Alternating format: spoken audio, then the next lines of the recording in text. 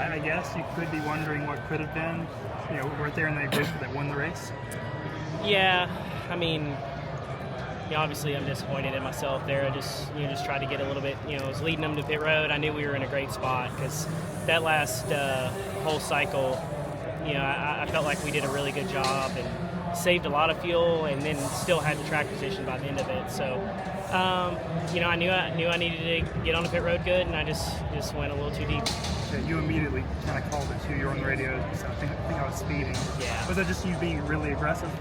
I think it's a couple of different things. I think it's trying to be aggressive, but at the same time, probably that's the first time in one of these that I've actually been in that position where I'm not kind of judging my braking marker off of somebody else. So, I just, thought that I could go a little bit deeper than I could have, and I knew we were in a great opportunity to win the race, and I just overdid it a little bit.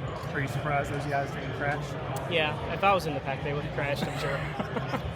You did have some really great speed today, though. Talk to me what was working inside the race car. Yeah, our car was really strong, and the guys did a great job. I feel like I've grown so much in this racing this year.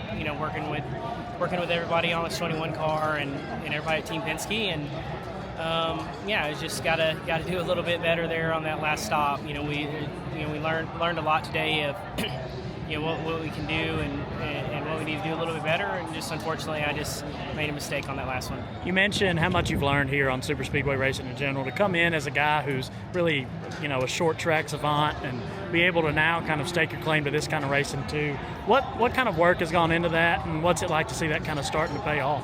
Well, I think it just boils down to being exposed to a lot of great people and a lot of great information in the situation that I'm in. I'm better prepared than I've ever been doing this, and it's showing out. That's the extent of it, really. Like, these guys are doing a great job preparing me for these races, and now it's just going to come down to doing the execution of it, right? I feel like I'm kind of starting all over, working with this group and kind of relearning everything. Obviously have some experience from last year, but kind of relearning the process and how they approach it, and just gotta obviously just wish I'd done a little better on that last stop.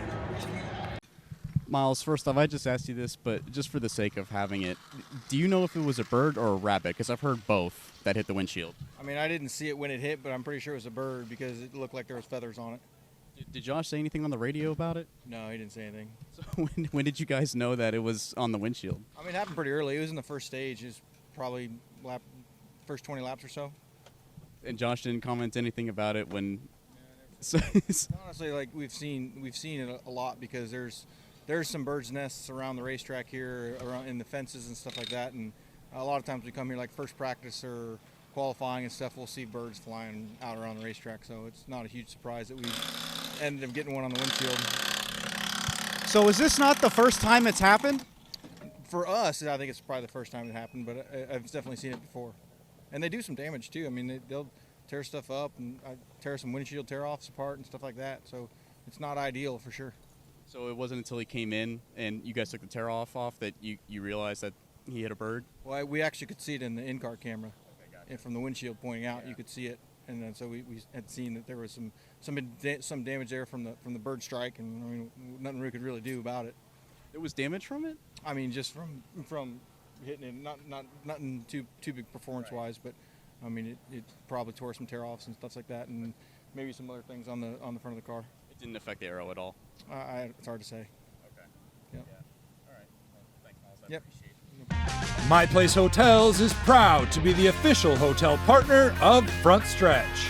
With plush beds, in-room kitchens, and pet-friendly hotels, My Place makes for the perfect pit stop when traveling. Front Stretch fans can use promo code FRONTSTRETCH to save 10% on your stay at any of our nationwide properties. Sign up for our Stay Rewarded program to get even more savings. With My Place Hotels, don't just stay rewarded. Steven Stump of FrontStretch.com here. Come back for more great racing videos, and if you like us, don't forget to hit that subscribe button.